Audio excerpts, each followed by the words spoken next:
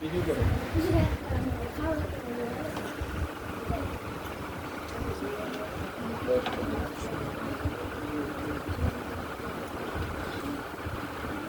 কি সমস্যা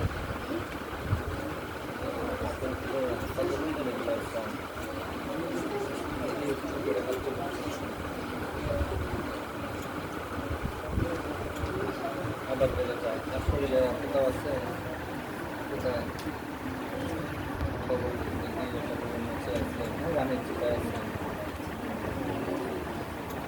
চুলকানি আছে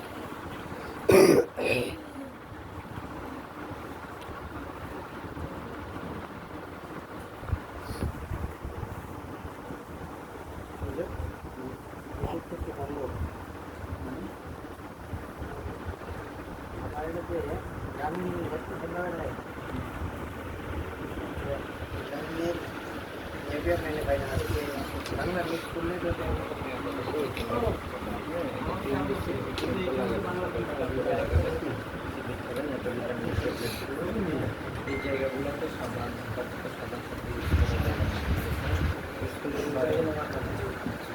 এটার পরিবর্তে নাইট্রোজেন পড়ছে না এটার নাম হচ্ছে নিউজিলাসন এটা ইউজ করতে হবে এটা গোসলের সময় ফেনা তুলে 10 মিনিট রেখে দিতে হবে তাহলে হচ্ছে যে জীবাণুটা আছে আস্তে আস্তে মরে যাবে যে জামা কাপড় পরবেন এগুলো হচ্ছে গরম পানি দিয়ে ধুয়ে রোদে শুকাতে হবে প্রতিদিনই জামা কাপড় প্রতিদিন ধুয়ে রোদে শুকাতে থাকবে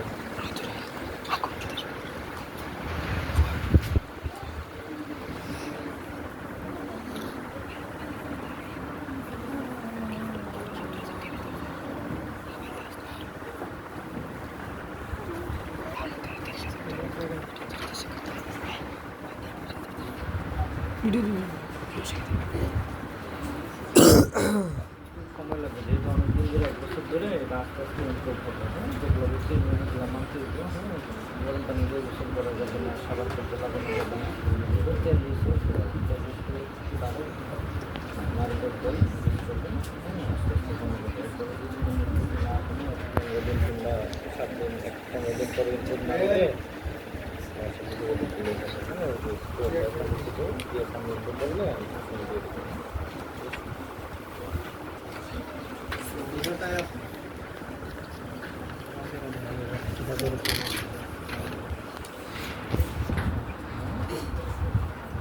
সারা শরীরে কাজ, রাতের বেলা বেশি আপনি মাদ্রাসা এখানে থাকেন, বাবা আছে, আচ্ছা আচ্ছা, ঠিক আছে। এটা হচ্ছে যে স্টেডিস হচ্ছে, হ্যাঁ, থাকতে হয়েছে এই জন্য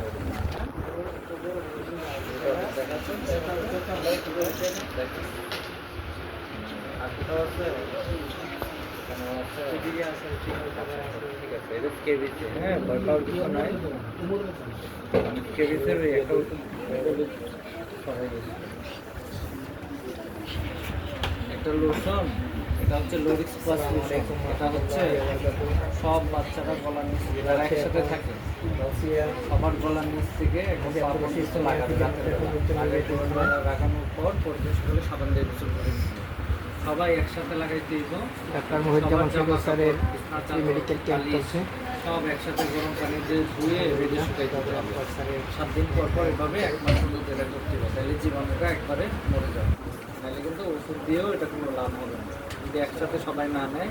এবং জামা কাপড়, বিছনা চাদর যা আছে সব একসাথে ধুয়ে গরম পানি দিয়ে ধুয়ে রোদে শুকাইতে হবে, তারপর ইউজ করতে হবে। এভাবে সবারই